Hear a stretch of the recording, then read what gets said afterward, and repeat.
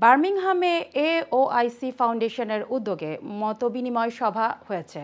এতে ফাউন্ডেশনের চলমান প্রকল্প এবং ভবিষ্যৎ পরিকল্পনা নিয়ে আলোচনা হয়। এমদাদুল হক লাবলুর ক্যামেরায় লোকমান হোসেন কাজী রিপোর্টে দেখুন বিস্তারিত।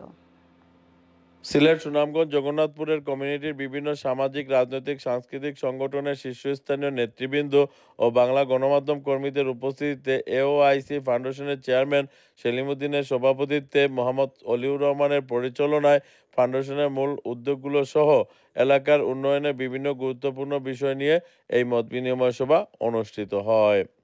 সবাই অন্যান্যদের মধ্যে বক্তব্য রাখেন অধ্যাপক চন্দন মিয়া, কাউন্সিলর তোফাজ্জল হক, মোহাম্মদ আশরাফ উদ্দিন, মোহাম্মদ আফসার উদ্দিন, মোহাম্মদ সুজন আহমেদ, মোহাম্মদ খাদিমুল ইসলাম মাসুম সহ অন্যান্যরা। কমিউনিটির উন্নয়নে, গরিব দুঃখী মানুষের কল্যাণে সহযোগিতার উপর গুরুত্ব আরোপ করেন এবং এওআইসি ফাউন্ডেশনের ভবিষ্যৎ প্রকল্প পরিকল্পনা সহ স্থানীয় আন্তর্জাতিক পরিসরে কার্যক্রমের বিস্তারের উপর মতামত প্রদান করা হয়।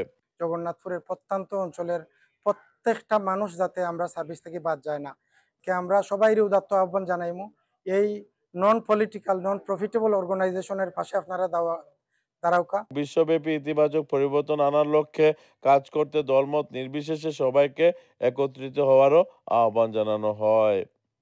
সবশেষে ফাউন্ডেশনের দাতাগণ সহ সিলেট, সুনামগঞ্জ, জগন্নাথপুরের মানুষের মঙ্গল কামনা করে বিশেষ মোনাজাত পরিচালনা করা হয়। বার্মিংহাম থেকে লুকমান হোসেন কাজী, আইওয়ান টিভি।